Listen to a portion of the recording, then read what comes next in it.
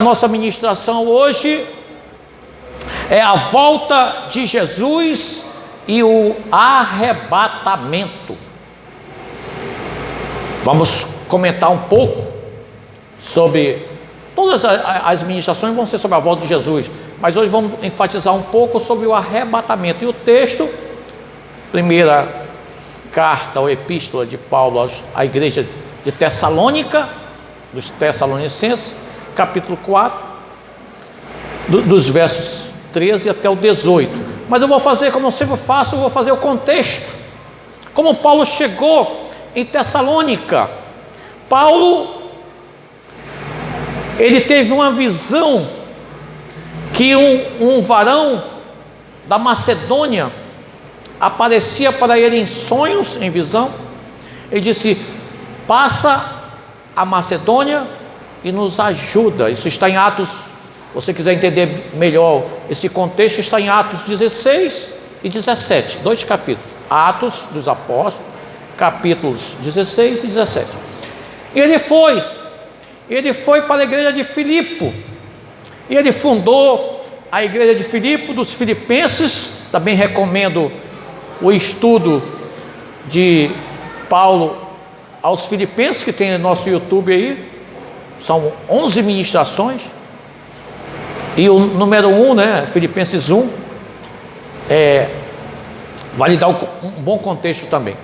Mas depois que ele saiu de Filipe, saiu ali que meio corrido, ele foi para Tessalônica. Diga Tessalônica. Tessalônica era uma cidade grega. Presta atenção, essa palavra grega, porque aí vai ser importante para você entender. E ele chegou em Tessalônica. A Bíblia nos afirma, em Atos 17, que ele ministrou 3 sábados nas sinagogas. Ele ministrou 3 sábados. Então, segundo os teólogos, ele passou mais ou menos um mês, aproximadamente um mês, na cidade de Tessalônica, que era uma cidade grega. E ali as pessoas se revoltaram contra Paulo, e ele teve que sair meio que fugido de Tessalônica, e ele foi para Bereia. Chegando em Bereia, começou a ensinar em Bereia, e a Bíblia diz que os crentes de Bereia eram mais excelentes do que os crentes de Tessalônica, porque os crentes de Bereia, à medida que Paulo fazia uma exposição dos textos bíblicos, os bereanos confirmavam na palavra de Deus. Confiar é bom, mas verificar, checar é melhor ainda. Diga amém.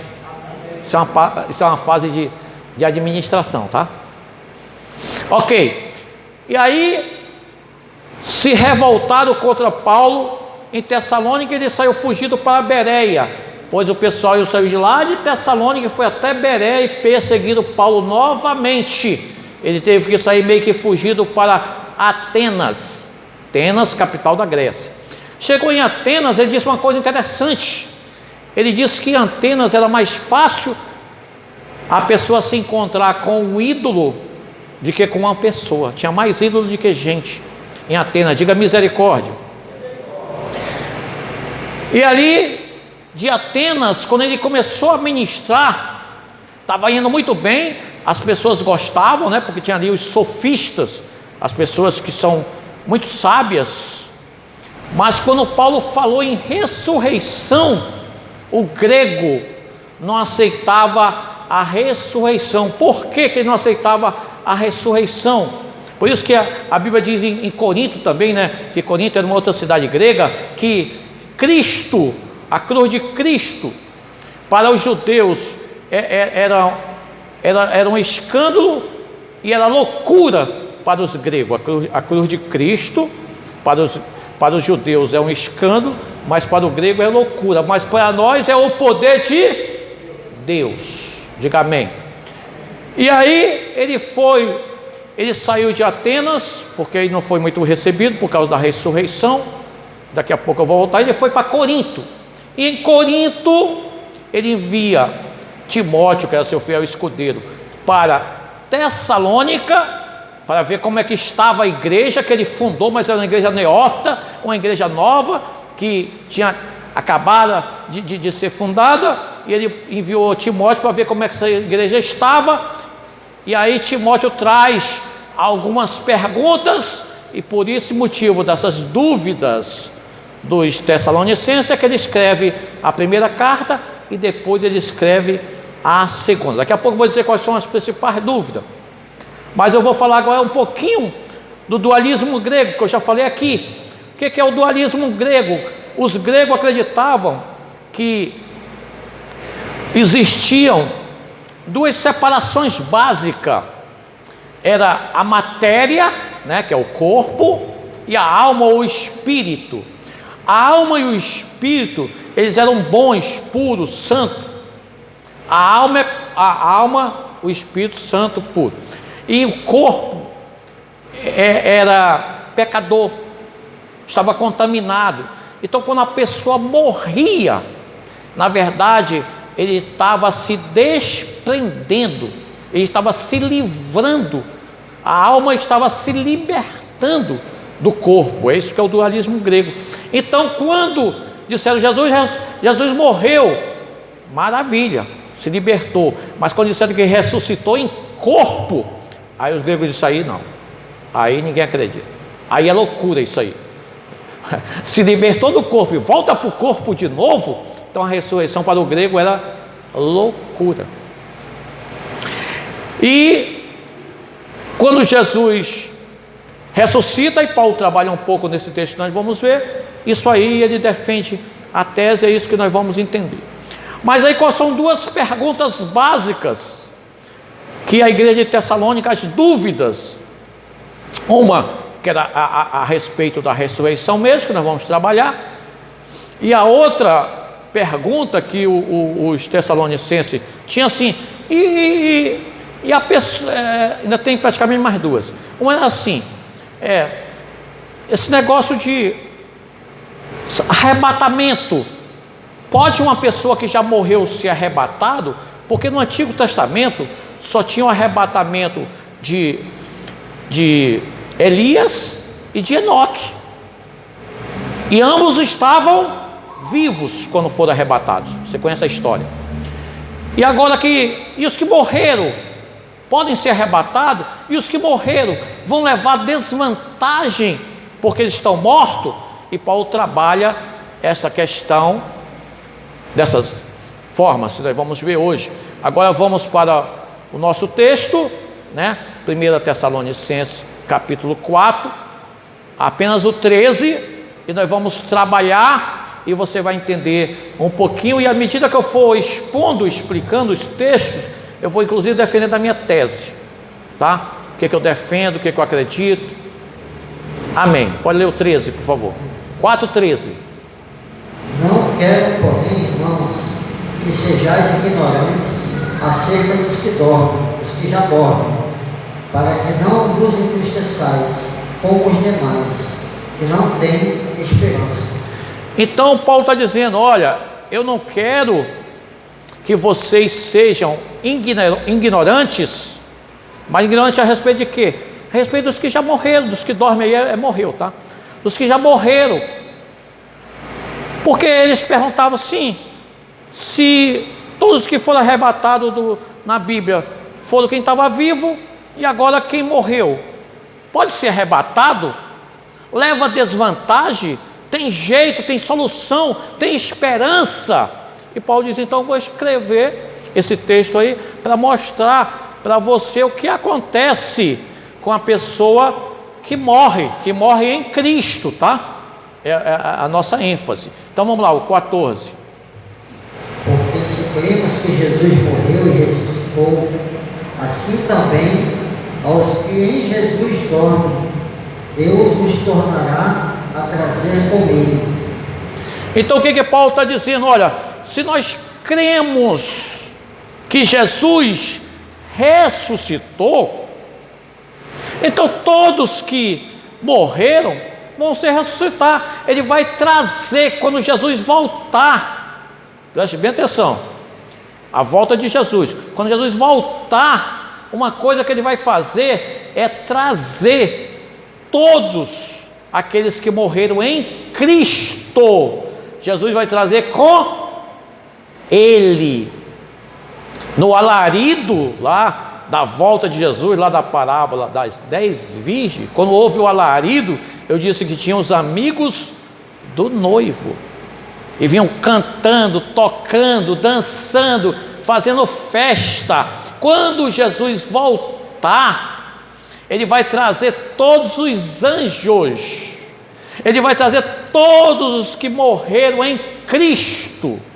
Vai ser uma grande festa, vai ser algo maravilhoso. Diga amém.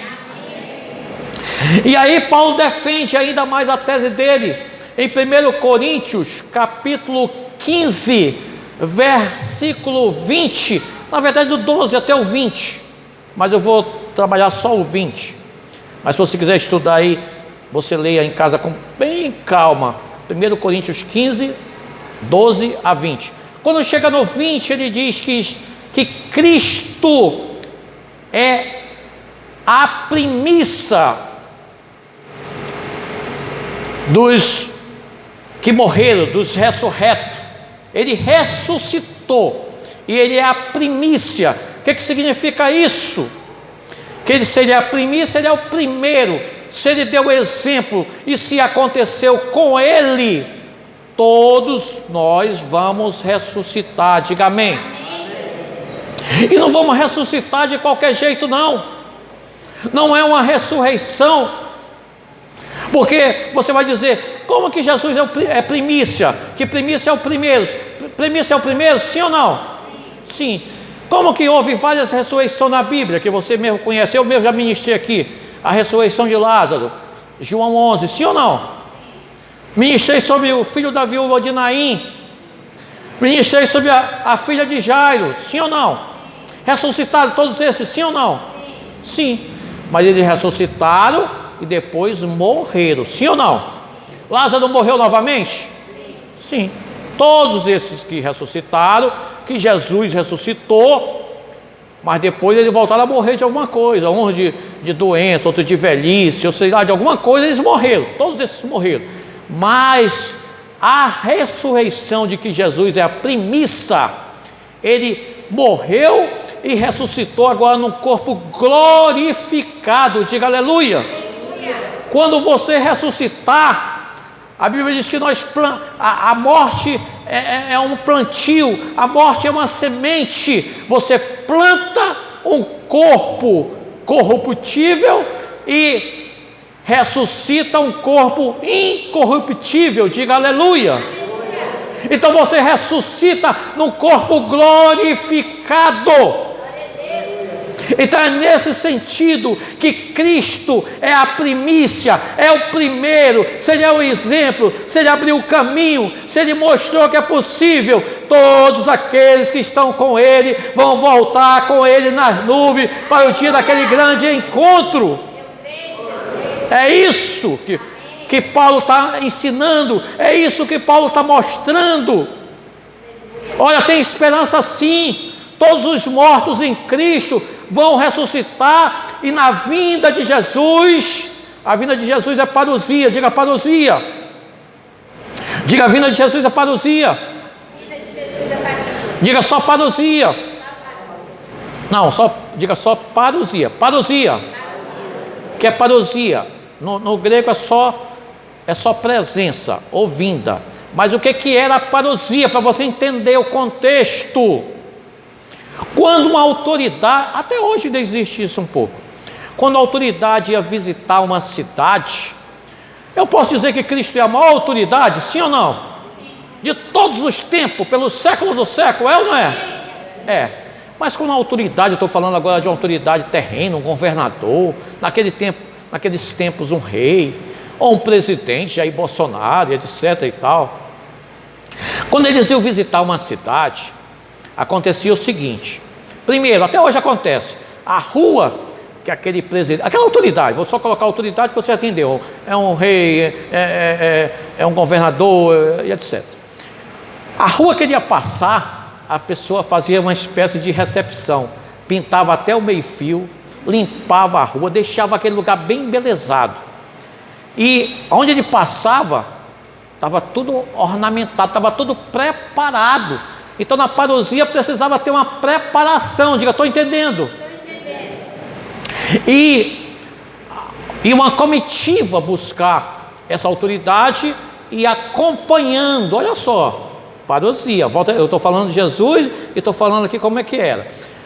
Mas ainda tinha uma coisa mais interessante. Como naquele tempo não tinha, hoje avião, o cara vai buscar no aeroporto, sim ou não? Naquele tempo não tinha aviões. Então as pessoas saíam da cidade, uma grande comitiva de autoridades, ia buscar aquela autoridade que estava visitando, e ia fazendo um grande cortejo. A vinda de Jesus, ou a parousia, a Bíblia diz que nós vamos se encontrar com Cristo, você vai já ver isso, nos ares, nas nuvens. Vamos nos encontrar com Cristo. Vai ser uma coisa muito rápida. Todos seremos transformados. Mas vamos falar primeiro dos mortos, depois dos demais. E aí nos encontramos com Ele. E aí acompanhamos Ele. Vamos buscar a autoridade lá no céu. E depois descemos com Ele. É assim que vai ser. Mas vamos dar continuidade. Dizendo-vos, pois isto pela palavra do Senhor, que os que ficarmos vivos para a vida do Senhor, não precederemos os que dormem. Então Paulo está dizendo, olha, Paulo acreditava que iria, quando Jesus voltasse, talvez aí por isso que ele fez, né? As viagens missionárias, porque deu um dos textos lá de Mateus capítulo 24, sermão escatológico de Jesus, nós vamos ver todinho aqui. Uma passagem lá diz que um dos pré-requisitos para a parousia, ou para a vinda de Jesus Cristo, é que o evangelho seja pregado em toda a terra. E Paulo, eu acho que ele acreditava nisso, e ele pregou praticamente todo lugar, toda a bacia do Mediterrâneo.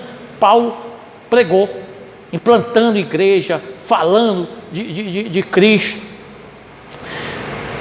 Então ele disse assim, nós, os vivos, ele está incluindo.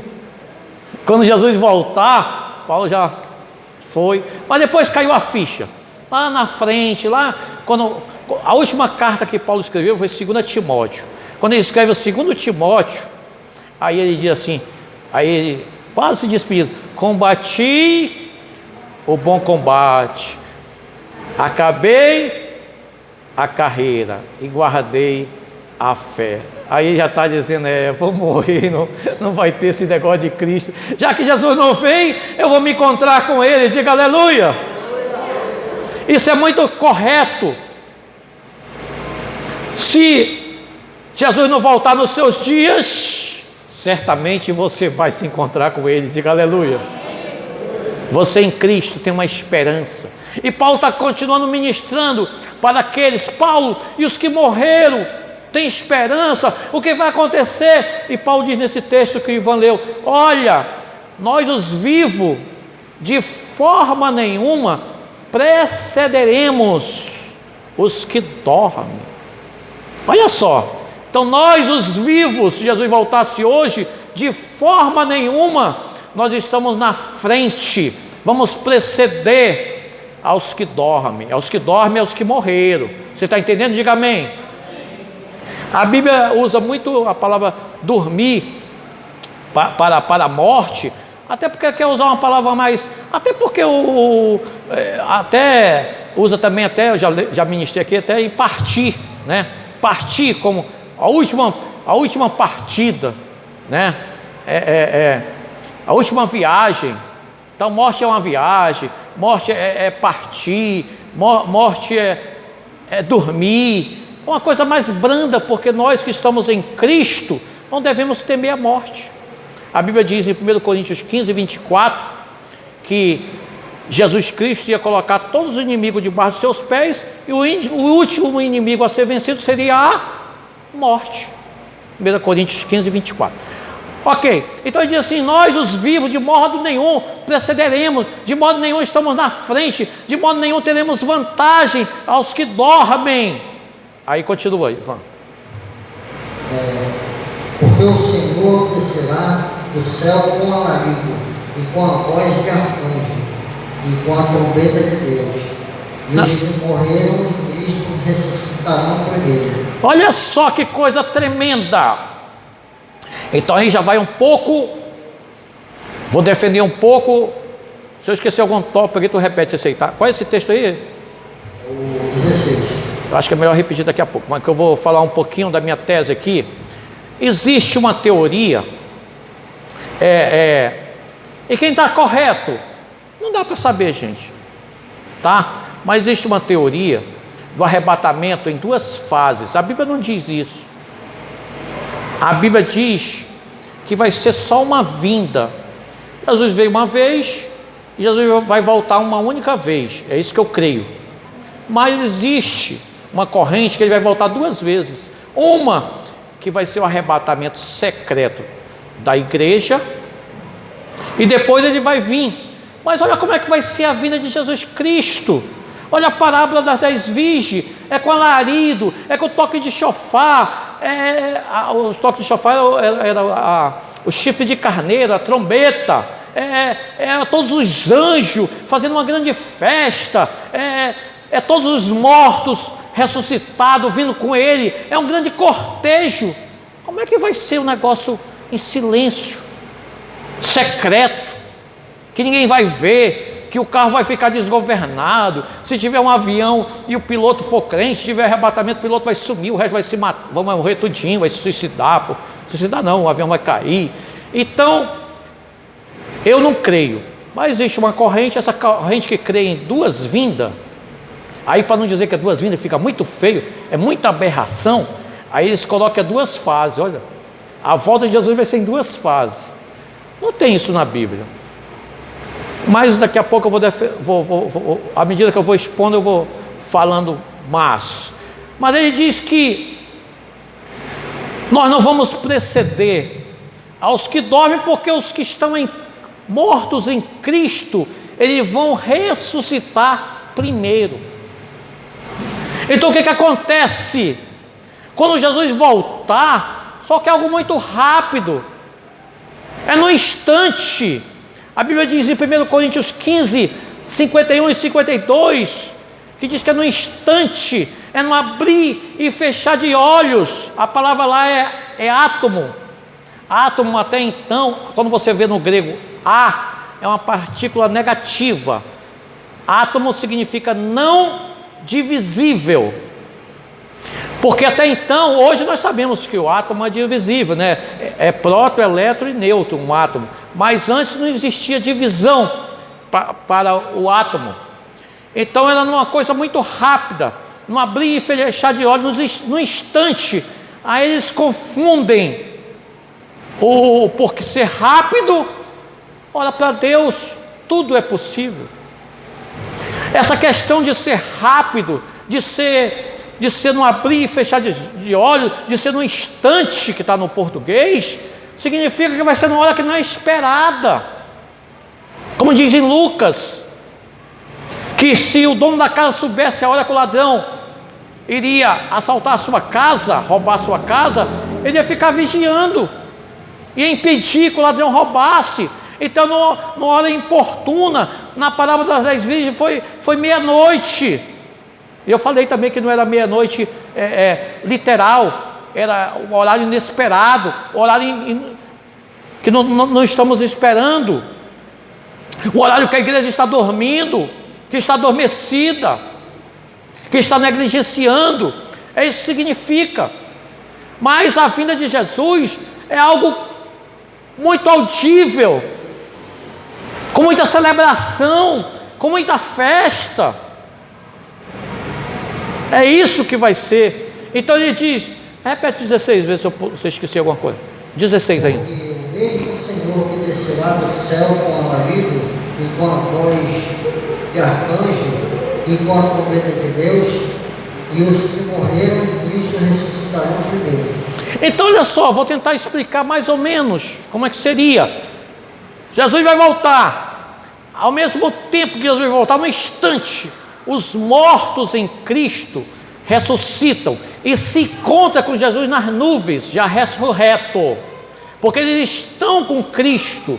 É outra teoria. Onde é que está a pessoa que morre? De imediatamente uma pessoa em Cristo.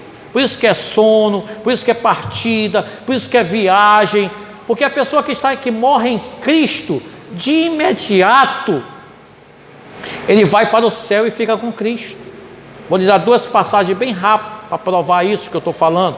A primeira é que quando Jesus estava sendo crucificado, ele estava sendo crucificado ao lado de duas pessoas que eram pessoas malfeitores, bandidas. E aí um na cruz se converte e o outro ainda joga mais um pouco de lenha em cima de Cristo. Mas o que se converte fala com Cristo e diz: lembra-te de mim quando entrares no paraíso. O que Jesus diz para ele: hoje mesmo tu estarás comigo no paraíso. Então significa que logo após a morte, quem está em Cristo vai para o paraíso. O corpo, e a Bíblia mesmo diz, porque tu és pó, e ao pó voltará. Mas o espírito vai para Deus. Então quando você morre em Cristo, ou aquele que morre em Cristo, de imediato, instantaneamente, ele vai para o céu. E ele está consciente. A Bíblia diz em Apocalipse que a alma clama lá no céu. As almas clamam. Então quem morreu está consciente, só que está limitado ao céu. E os teólogos chamam isso de estado intermediário. Diga estado intermediário. Porque a pessoa está presa. Já é muito bom morrer em Cristo, mas está presa só ao céu. Mas quando Jesus voltar, a pessoa vai receber o corpo de novo. Isso é tão tremendo que a pessoa que morreu nos mares e o corpo nunca foi achado, a Bíblia diz que os mares darão conta dos corpos. A pessoa que morreu lá nas Torres Gêmeas a 3.000 graus centígrados, talvez o corpo se desfez, desapareceu, pois vai ter que dar de volta, o fogo vai dar o corpo. Que morreu talvez nas bombas atômicas lá de Hiroshima e Nagasaki, lá na Segunda Guerra Mundial, em 1945, no Japão, vai ter que dar o corpo de novo, e a pessoa vai voltar a ser espírito e corpo, mas agora um corpo ressurreto, agora um corpo glorificado, onde não tem mais dor, onde não tem mais doença, onde não tem mais adeus, onde não tem mais tristeza, onde não tem mais nada, e para sempre estaremos com Cristo. Diga aleluia. É isso. Então ele diz que os mortos em Cristo ressuscitarão primeiro e depois nós, os vivos. Paulo achava que estava vivo, mas não vamos melhorar. E os que estiverem vivos, porque não sabemos se estaremos também. Os que estiverem vivos também vão receber o corpo glorificado e vão ser arrebatados. Aí é o arrebatamento. Com alarido, com festa, com cântico, com música, com muita dança, porque Deus é um Deus festeiro. Se alegre na presença do Senhor. É isso que significa. Mas vamos avançar mais um pouco. Depois nós, os que ficamos vivos, seremos arrebatados juntamente com eles nas nuvens e encontrar o Senhor nos ares, e assim estaremos sempre com o Senhor.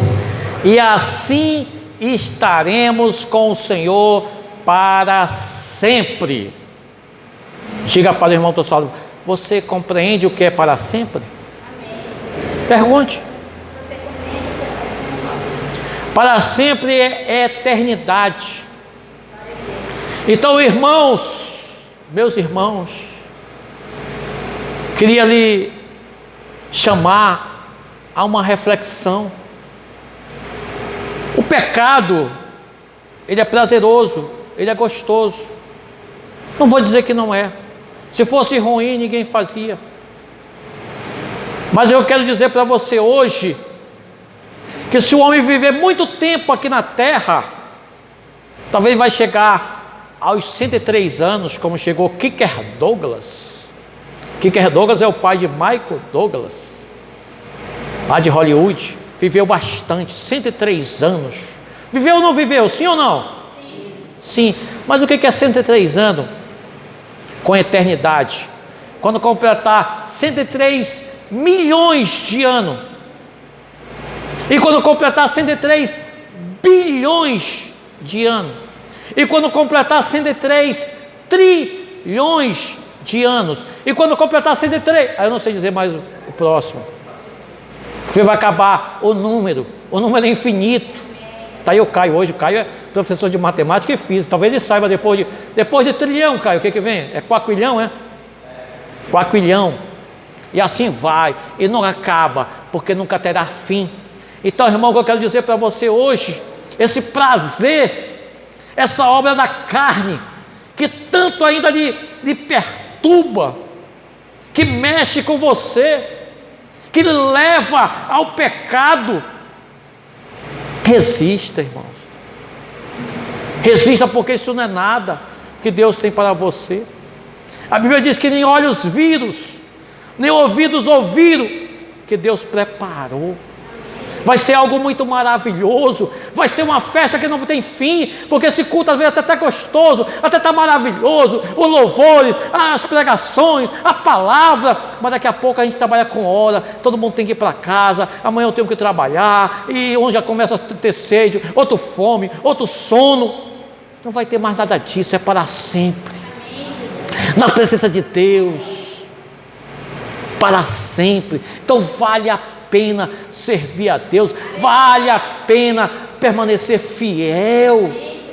Resista ao pecado, resista essa obra da carne que lhe puxa para baixo, que quer levar para o inferno. Em nome de Jesus.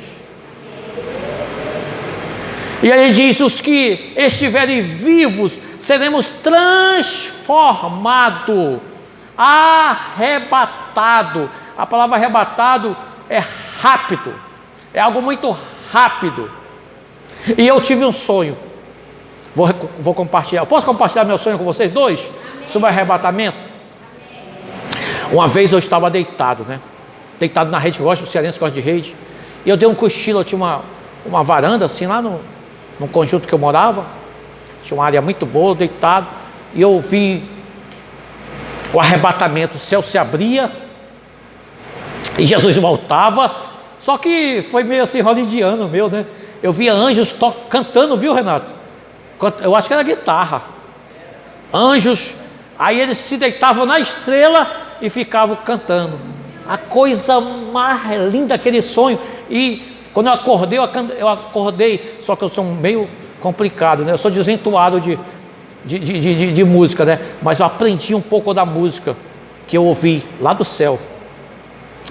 Na Apocalipse diz essa música, capítulo 5, diz que é um som maravilhoso que vai ser nesse dia. E eu vi esse arrebatamento, e os anjos tudo em festa, cantando, tocando, para que o cortejo de Jesus passasse. E eu tive um outro arrebatamento. Nesse eu estava na terra, nesse eu estava vivo, na terra, e eu comecei a ver o arrebatamento. O mundo começava a se acabar, começava a se destruir. Aí eu digo: o que está acontecendo, meu Deus? Aí eu entendi, eu digo: é arrebatamento. Eu digo: mas e como é que vai ser rápido? Aí eu via os anjos, porque diz que é no abrir e fechar de olhos, numa fração indivisível, palavra grega átomo, E o anjo, pasme você, eu vi Eu vi em sonhos, tá? O anjo era do tamanho da nuvem. Aí ele pegava assim, a mão do anjo cabia um monte de gente.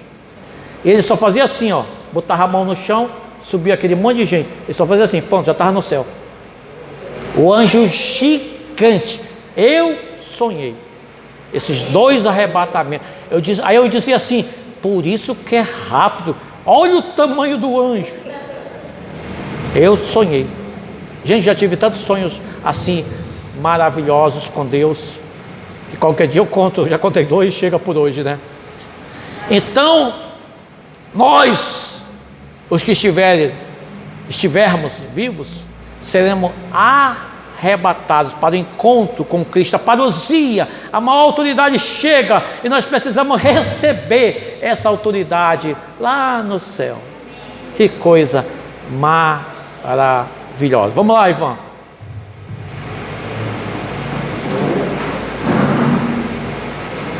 Qual? Porém, consolai-vos uns aos outros com estas palavras. Então Paulo termina no 18.